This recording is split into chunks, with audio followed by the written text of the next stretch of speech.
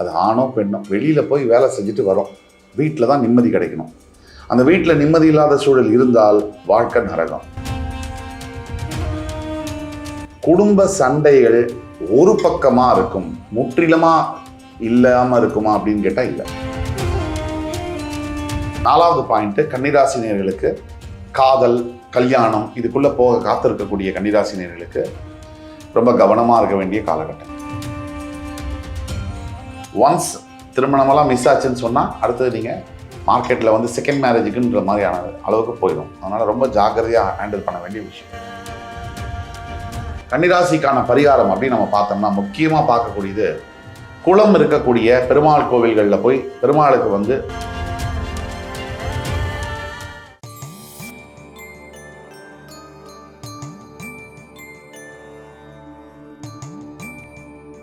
வக்ரதுண்ட மகாகாய சூரியகோடி சமப்பிரப அவிக்னம் குருமே தேவ சர்வகாரியேஷு சர்வதா தென்னாட்டுடைய சிவனை போற்றி என் நாட்டவர்க்கும் இறைவா போற்றி. நண்பர்களே, இந்த புத்தம் புதிய வீடியோவில் உங்கள் அத்துணை பேரையும் வரவேற்பதில் மிக்க மகிழ்ச்சி உள்ளேன். இன்றைக்கு நம்ம பார்க்க போகிறது சனி பகவானுடைய வக்ர பயிற்சி பலன்கள் 2026 வரிசையில் கன்னிராசி. காலபுருஷ தத்துவத்துக்கு 6ஆம் வீடு. இந்த கன்னிராசிக்கு சனி வக்ர பயிற்சி எப்படி இருக்கும்? தற்சமயம் கன்னிராசிக்காரர்கள் மிகுந்த மனவேதனையில் தான் இருக்காங்க. அது என்ன காரணம் அப்படின்னா, கிட்டத்தட்ட 90% கன்னிராசி என்பவர்களுக்கு வீட்டில் நடக்கிற பிரச்சனை. அது ஆணோ பெண்ணோ வெளியில் போய் வேலை செஞ்சுட்டு வரோம், வீட்டில் தான் நிம்மதி கிடைக்கணும். அந்த வீட்டில் நிம்மதி இல்லாத சூழல் இருந்தால் வாழ்க்கை நரகம். இந்த பிரச்சனை தான் ஓடிட்டு இருக்கு. இப்போ கன்னிராசி நேயர்களுக்கு இந்த சனி வக்ர பயிற்சி மூலிமா 3 விஷயங்கள் கடவுள் வந்து உணர்த்த முற்படுவார். அது என்னன்னு பார்க்கறதுக்கு முன்னாடி, உங்களுடைய வேலையில் உங்களோட வீட்டில் நிம்மதி இல்லாத சூழ்நிலை இருக்கா? அதே மாதிரி நீங்கள் யார்கிட்ட பேச போனாலே உங்களை பேச விடாமல் தடுத்து அவங்க என்ன நினைக்கிறாங்க அதை உங்கள் மனசில் புகுத்த நினைக்கிறாங்களா? 2. அதே மாதிரி ரொம்ப பரிச்சயமான நட்பு, அதாவது உண்மை இதுதான் காலத்துக்கும் வரப்போகுது அப்படின்னு நீங்கள் நம்பின ஒரு நட்பு உங்களை விட்டு பிரிஞ்சு போச்சா? 3. ரொம்ப உங்களுக்கு கடைசி காலம் வரைக்கும் கூடவே வரும் அப்படின்னு நினைக்கக்கூடிய நிரந்தர நட்பு ஒன்று பிரிஞ்சு போயிடுச்சா?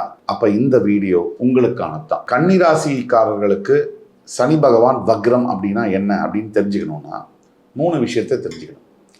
சனி பகவான் நேர்கதியில் சுற்றுறதுக்கு பதிலாக ஆன்டி கிளாக் வைஸில் சூரியனுடைய எதிர்மறையான வளைவில் சுற்றுவார். அதுதான் வக்ரம்னு சொல்கிறோம். இப்படி வக்ரம் அடையக்கூடிய சனி பகவான் 3 விஷயத்தை நமக்கு உணர்த்துவார். பழைய காலகட்டங்களில் பாஸ்ட் லைஃப்பில் நாம் செய்த கர்மாவுடைய பலனை நமக்கு உணர்த்துவார். நாம் முடியாமல், அதாவது நம்மால் முடியாமல் நிறுத்தி வச்ச காரியங்களை, செய்து முடிக்க முடியாமல் எந்தெந்த காரியங்கள் அப்படியே நின்று போச்சோ அந்த காரியங்களை முடிப்பதற்கு நமக்கு உதவுவார். பொறுமை ஒழுக்கம் இதெல்லாம் நமக்கு சொல்லித் தருவார். பொறுமை ஒழுக்கம் இதெல்லாம் நமக்கு சொல்லித் தருவார். இதை தவிர கன்னிராசினியர்களுக்கு முக்கியமாக இந்த சனி வக்ர பயிற்சியில் 4 விஷயங்கள் எது நடக்கும் அப்படின்னு நம்ம பார்ப்போம். முதலாவதாக கன்னிராசினியர்களுக்கு எது நடக்கும் அப்படின்னா, எந்தெந்த குடும்பத்தில் வாய் தகராறு அதிகமாக இருக்கோ அதில் ஒருத்தர் வந்து சைலண்ட் ஆயிடுவாங்க. அது எப்படின்னா, சனி வக்ரம் பெறுவதனால இப்போ ஹஸ்பண்ட் தான் அதிகமாக பேசுகிறார் அப்படின்னா அவர் என்ன சொல்லிடுவார்னா, இவகிட்ட பேசி பிரயோஜனம் இல்லை அப்படிங்கிற முடிவுக்கு அவர் வந்துடுவார். அதனால் என்ன ஆகுனா, ஒய்ஃப் வந்து என்னதான் பேசினாலும் ஹஸ்பண்ட் பதிலே சொல்ல மாட்டார். ஒய்ஃப் அதிகமாக பேசுகிற வீடுகளில் ஹஸ்பண்ட் வந்து அமைதியாக கம்ப்ளீட் சைலண்ட் ஆகிடுவார். இது நடக்கும். இது முதல் பாயிண்ட். இதனால் என்ன ஆகும், ஒரு பக்கம் சத்தம் இருந்தால் அது பிரச்சனையை விளைவிக்காது அப்படிங்கிற பாடம் குடும்பஸ்தர்கள் கற்றுக்கொள்வாங்க. பசங்களுக்கும் அங்கே வீட்டில் இருக்கக்கூடிய ஆண் குழந்தை பெண் குழந்தைகளுக்கும் இது ஒரு அமைதியை தரும். அப்பாவும் அம்மாவும் சண்டை போட்டுக்கிட்டா என்ன நினைக்கிறாங்கன்னா, இது குழந்தைங்களுக்கெல்லாம் ஒரு விஷயம் தெரியும், இது பாதிக்காது அப்படின்னு நினைக்கிறாங்க. அது முற்றிலும் போய். ஒரு வீட்டில் கணவன் மனைவி சண்டை போட்டுக்கிட்டா இட்ஸ் ஓகே. அப்பா அம்மா சண்டை போட்டுக்கிட்டா அந்த குழந்தைங்க முன்னாடி அந்த குழந்தைங்களுடைய மனநிலைமையை மிகப்பெரிய அளவில் பாதிக்கும். சிங்கிள் பேரண்ட் வளர்க்கக்கூடிய குழந்தைகளும் 2 பேரண்ட்டும் எந்நேரமாக அடிச்சுக்கிட்டு இருக்கிற வீட்டில் வளர்கிற குழந்தைகளும் பெரிய மன பாதிப்புக்கு உள்ளாராங்க அப்படிங்கிறது சைக்கலாஜிக்கல் சர்வேஸ் சொல்லக்கூடிய மிகப்பெரிய உண்மை. இது உலகளவில் இந்த பிரச்சனை இருக்குது. தந்தையாலேயோ தாயாலேயோ மட்டும் வளர்க்கப்படக்கூடிய குழந்தைகள். அப்படி இருக்கக்கூடிய வீட்டில் இந்த குடும்பத்தர்கள் இடையே இருக்கக்கூடிய வாய் தகராறு என்பது மாறும். சனி வந்து இப்போ உங்களுக்கு 7ஆம் இடம் என்று சொல்லக்கூடிய மீனத்தில் சம சப்தமத்தில் வக்ரமாகிறார்.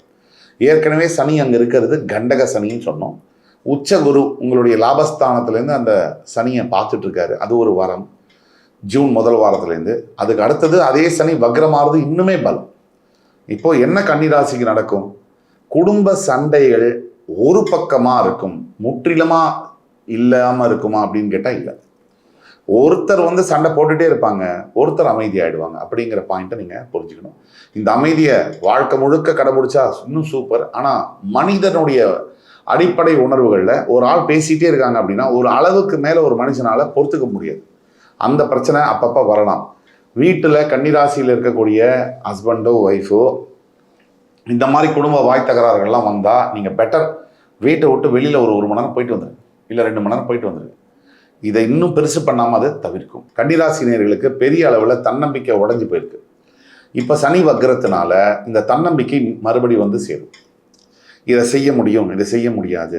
ஏன்னா சனியுடைய நேரடி பார்வையில் இருக்கக்கூடிய எந்த ராசியாக இருந்தாலும் அது என்ன ஆகும்னா மனக்குழப்பங்கள், நம்ம மேலே நமக்கே சந்தேகம். நல்ல திறமை இருந்தும் படிப்பு இருந்தும் அறிவு இருந்தும் சில சமயங்களில் நம்ம செயல்பட முடியாமல் போகிறதுக்கு காரணம் நமக்கே தெரியும்.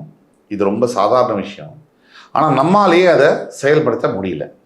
இந்த மாதிரி இருக்கிறதுக்கு உண்டான காரணம் என்ன அப்படின்னா கண்டிப்பாக கிரகங்களுடைய தாக்கம், முக்கியமாக சனியுடைய தாக்கம். சனி அப்படின்னும் போது குதர்க்கமாக பேசக்கூடியது, நினைக்கக்கூடியது, நேரோ மைண்டடாக திங்க் பண்ணக்கூடியது, தவறான விஷயங்களை திங்க் பண்ணக்கூடியது, தேவையில்லாமல் சந்தேகப்படுறது, அதிக பிரசங்கித்தனமான வார்த்தைகளை பேசுறது, இது எல்லாமே சனி பகவானுடைய காரகத்துவங்கள், கேரக்டர்ஸ் அவர் ஏற்படுத்துவார். அவர் எந்த ராசியை பார்க்குறாரோ அந்த ராசிக்காரங்களுடைய மைண்டில் இதெல்லாம் தோணும். கண்டக சனி இருக்கும் போது கன்னிராசினியர்களுக்கு இதெல்லாம் கண்டிப்பாக தோணும். 3வது பாயிண்ட் என்னன்னா, எப்பவுமே சனி பார்வையில் இருக்கக்கூடிய ராசிகள் இந்த ரேஷ் டிரைவிங், சாதாரணமாக ஓட்டாத போது கூட இப்போ ஓட்டுவான். காரணம் சனியுடைய தாக்கம். ரோடு தான் காலியாக இருக்கே, சட்டுன்னு இப்படி போயிடலாம் அப்படின்மா, சட்டுன்னு போயிடுவான். காரணம் என்னன்னா அந்த வண்டியை ஒரு செகண்ட் தான் ஆக்சிடென்ட்ஸ் அப்படிங்கிறது, ஒரு நிமிஷத்தில் தான் ஆக்சிடென்ட்ஸ் காலி பண்ணிடும். அப்போ கன்னிராசினியர்களுக்கு 2 வீலராக இருக்கட்டும் 4 வீலராக இருக்கட்டும், எஸ்பெஷலி ஜென்சி ஜென் ஆல்ஃபா குழந்தைகளுக்கு எனக்கு எல்லாம் தெரியும், நான் இதெல்லாம் வண்டியெல்லாம் சூப்பராக வீலிங் பண்ணுவேன், சின்ன தப்பு லைஃபையே முடிச்சிடும். ஜாக்கிரதை ஜாக்கிரதை. 4வது பாயிண்ட்டு, கன்னிராசினியர்களுக்கு காதல் கல்யாணம் இதுக்குள்ளே போக காத்திருக்கக்கூடிய கன்னிராசினியர்களுக்கு ரொம்ப கவனமாக இருக்க வேண்டிய காலகட்டங்கள். இப்போ இன்றைக்கி உள்ள காதலெல்லாம் ரொம்ப 30 வருஷம் முன்னாடியே அஜித் சாருடைய சாங்கில் பாடியிருப்பாங்க, கவலைப்படாதே சகோதரன், காந்தி தியேட்டர் வாசலில் பார்த்த காதல் முடிஞ்சதுன்னு. அப்படி தான் இப்போ உள்ள காதல்லாம் இருக்குது. இந்த காதல்கள்லாம் எப்படின்னா ரொம்ப கவனமாக இருக்கணும்னு சொல்லக்கூடிய காரணம், எதிர்க்க உள்ள நபர் என்ன நினைக்கிறாங்கன்னு நமக்கு தெரியாது, நம்மகிட்ட எதுக்கு வராங்கன்னு கூட நமக்கு தெரியாது. எதிர்பார்ப்பு இல்லாமல் யாருமே எதுக்குமே நம்மக்கிட்ட பேசவும் மாட்டாங்க, பழகவும் மாட்டாங்க. எதிர்பார்ப்பு இல்லாமல் நம்ம வாழ்க்கையில் நம்ம ஒருத்தரை கூட சந்திக்கவே முடியாது. ஒன்று அதை சொல்ல மாட்டாங்க, மனசுக்குள்ளேயே வச்சுருப்பாங்க. நான் எதிர்பார்க்காம எந்த ஒரு மனிதனும் இருக்கவே முடியாது. அப்போ எதிர்பார்ப்பு என்ன? ஒன்று, ஒரு ஆண்கிட்ட பெண் எதிர்பார்க்கக்கூடியது அழகு, பணம், குணம். இன்றைக்கி குணமெல்லாம் காயலாங்கடையில் விற்று பல நாட்கள் ஆச்சு. அதனால் அழகு இல்லை பணம் தான் மேக்ஸிமம் எதிர்பார்ப்பு. இது ரெண்டையுமே கூட எதிர்பார்த்து வருவாங்க. அப்போ என்ன ஆகும்னா அங்கே லைஃப் மார்வாடி கடையில் அடமானம் வச்ச மாதிரி ஆகிடுது, பிளட்ஜ் பண்ண மாதிரி ஆகிடுது. ஆரம்பிக்கும் போது அருமையாக இருக்கக்கூடிய காதல்கள்லாம் ஒரு 2-3 மாதத்துக்குள்ளேயே அப்படியே பீஸ் பீஸாக உடஞ்சி பொடி பொடியாக ஆகிடுது. இதெல்லாம் கவனமாக இருக்கணும். சாதாரணமாக ஆரம்பிக்கிற இந்த காதல் விவகாரங்கள் மிகப்பெரிய விளைவுகளை ஏற்படுத்தலாம். இதனால் வார்னிங் கொடுக்கணும். செகண்டு, திருமணத்துக்குள்ள இந்த கண்டகசனி காலகட்டத்தில் திருமணம் செய்யணும்னு நினைக்கிற கன்னிராசி என்பவர்களுக்கு ஒரு வேண்டுகோள், கண்டிப்பாக ஜாதக பொருத்தம் பார்க்காம திருமணம் செய்யாதீங்க. சரியாக தவறான ஜாதகத்தை, தவறான நபரை தேர்ந்தெடுக்கக்கூடிய நிலைமைகள் ஏற்படும். கண்டகசனியில் இருக்கக்கூடிய ராசி அப்படிங்கிறதுனால சொல்கிறேன். அப்புறம் திருமணம் பண்ணதுக்கப்புறம் அவசர அவசரமாக, இன்றைக்கி உள்ள திருமணங்கள் எப்படி நடக்குதுன்னு எனக்கு தெரியும்.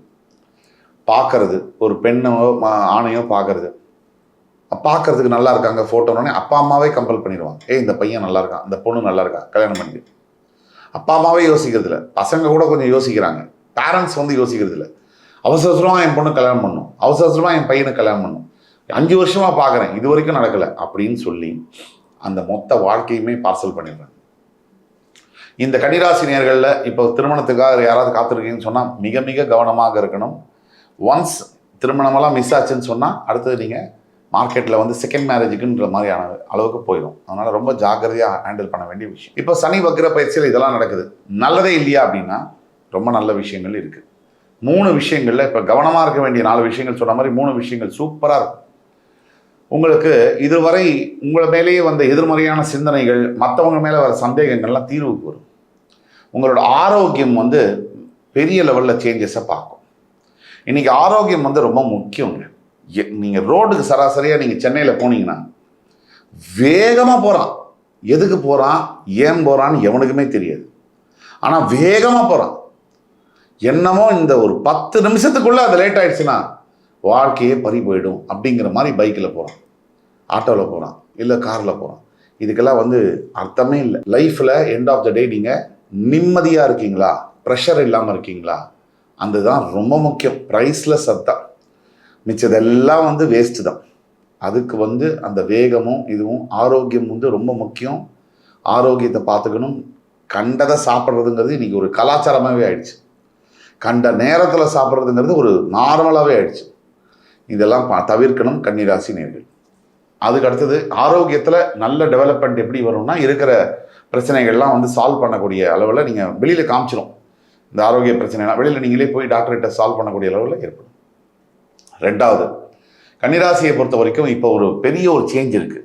வேலையிலையும் வியாபாரத்துலேயும் சேஞ்ச் இருக்குது. இருக்கிற இடம் மாற்றங்கள், அதே மாதிரி கொஞ்சம் ஸ்கேலப் பண்ணக்கூடிய புது ஐடியாலாம் உங்களுக்கு வரும். புது ஐடியா க்ரியேட்டிவாக நீங்கள் யோசிப்பீங்க. யோசித்து இதை நான் மாற்ற போகிறேன், இதை நான் சேஞ்ச் பண்ண போகிறேன், இந்த இது பண்ணலாம், வேலையை விட்டுட்டு பிஸ்னஸ் ஸ்டார்ட் பண்ணலாம், எனக்கு பிடிச்ச பேஷனை வந்து நான் ஃபாலோ பண்ண போகிறேன். இதெல்லாம் நல்ல முடிவுகளாக அமையும். 3வது வந்து கன்னிராசி நேயர்களுக்கு இன்னொரு பெரிய நல்ல விஷயம் என்ன அப்படின்னா, அப்பா அம்மாவுடைய ஆக்சஸ், அவங்களுடைய ஆரோக்கியத்தில் முன்னேற்றம், அவங்களுடைய ஆக்சஸ் வந்து நல்லபடியாக கிடைக்கும். பூர்வீகமாக சொத்து இருக்குது லெகசியில் அப்படின்னா அதெல்லாம் வந்து லிட்டிகேஷன் இல்லாமல் உங்கள் கைக்கு வரக்கூடிய விஷயங்கள்லாம் நடக்கும். இப்போது கன்னிராசிக்கான பரிகாரம் அப்படின்னு நம்ம பார்த்தோம்னா முக்கியமாக பார்க்கக்கூடியது, குளம் இருக்கக்கூடிய பெருமாள் கோவில்களில் போய் பெருமாளுக்கு வந்து தாமரை மாலை சாத்தி, துளசி மாலை சாத்தி வழிபட வேண்டும். 2வது பரிகாரம், ஒவ்வொரு தினமும் வீட்டில் விஷ்ணு சஹஸ்ரநாமம் பாராயணம் செய்யும். 3வது, உங்களுக்கு அருகாமையில் இருக்கக்கூடிய தெரியாத உங்களுக்கு பழக்கம் இருக்கக்கூடிய குழந்தை வட்டாரத்தில் எந்த ஒரு குழந்தைகளுக்கு ஒரு 2லேருந்து 3 குழந்தைகளுக்கு கல்விக்கான உதவிகளை செய்ய வேண்டும். இந்த மாதிரி செஞ்சீங்கன்னா இந்த 3 பரிகாரமும் இந்த சனி வக்ர பயிற்சி கிட்டத்தட்ட ஜூலை 27 ஆரம்பித்து டிசம்பர் 11 138 டேஸு கன்னிராசிக்கு ஒரு பொற்காலமான டைம். இப்போ நான் சொல்ல போகிறது முக்கிய தகவல், பிரேக்கிங் நியூஸ் என்ன கன்னிராசிக்கு அப்படின்னா, கண்டிப்பாக வந்து நீங்கள் இதெல்லாம் பொது பலன்கள்.